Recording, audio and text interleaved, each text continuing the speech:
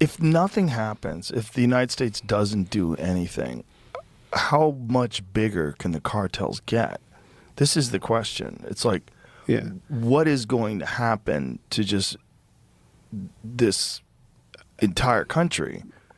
If you have, and this is that's why you have a lot of conflicts happening in routes that are leading towards the border.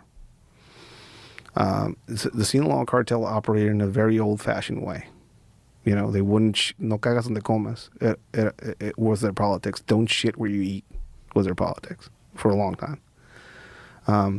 You saw a change in this when the brutality aspect and how just shit changed in Mexico. There was an incident. Members of Los Arellano Felix cartel, the Tijuana cartel, were in a direct conflict with elements of El Chapo Guzman's organization. And they had a assassin. They had an assassin basically infiltrate the living circle of one of El Chapo's main guys, El Güero Palma.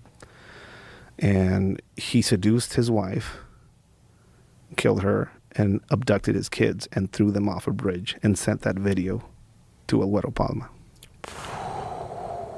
And I think brutal shit had happened after that, before that, but I think that set off this. At some point, that whole war that happened, you start getting the element of the Zetas coming in, who were former special operator guys who basically said, like, we can start our own cartel, which a lot of them were Fort Bragg trained individuals that went down to, some of them went through the Green Beret course. Foreign nationals go through that course a lot. So they went to the Green Beret course, and then they go back to Mexico, and then as soon as they get back to Mexico, like, oh, congratulations on your cool Green Beret and all this training. Come train our guys. Or come work for us.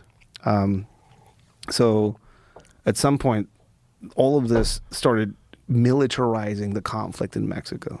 It went from gang against gang violence, which is like very reminiscent of some of the stuff that happened up here during the gang era, or some of the Al Capone era, shootouts between people.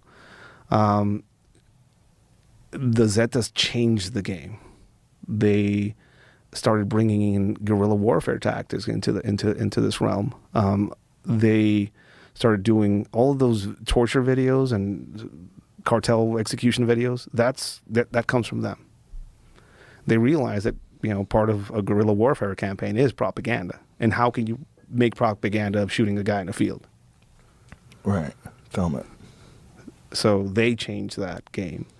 They started realizing that it's one thing having a kid with like sneakers on the back of a truck with an AK whose dad was part of the organization and he brought his kid in. But it's probably a better idea to have militarized or paramilitary groups working with us, So they started getting these evolutions of ideas of what a criminal organization should be. And all of that, the members of the new generation cartel that is now kind of like dominating Mexico started off as a Zeta hunting force by the Sinaloa cartel formed in Jalisco. And they said, like, well, we can do this for ourselves now too as well. So that's how they originated in a lot of ways. So this organization has taken the textbook learning process of all these other cartels and is now this cartel with all this foundation, educational foundation, as far as how to set up an organization, how to set up all these transnational routes, how to operate on both sides of the border, how to augment their capabilities constantly through technology. Drone warfare was first seen, I think, in Mexico. You saw drones dropping bombs and shit like that in Mexico before the Ukrainian conflict. But they got really good at it. I mean, the Ukrainians have fucking taken that shit to an art form. There are Mexican nationals fighting for their foreign services, their foreign brigades in the Ukraine. And some of them have gone into that route, drone operators. And some of them are coming back.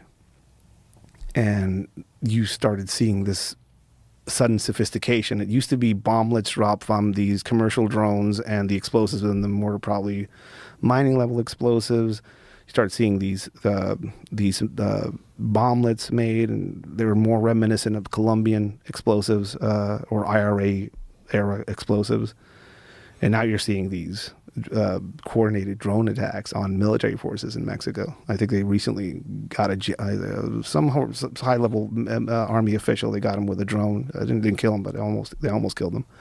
So we started seeing these drones now being operated as scouts. So you can't get close to them because these drones are in the sky.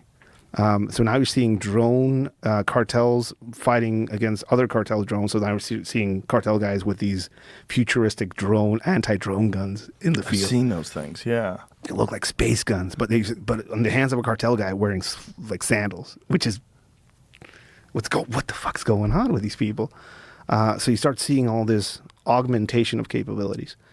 This single cartel now has all of this history behind it, all of these lessons behind it, all this training behind it, all this technology, and it is poised to punch a hole right through its territory and go up north into the United States, right?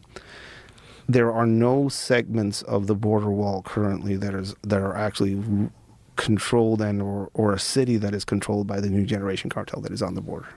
That's not the case now.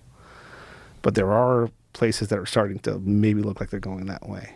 Tijuana being one of them, where I'm from.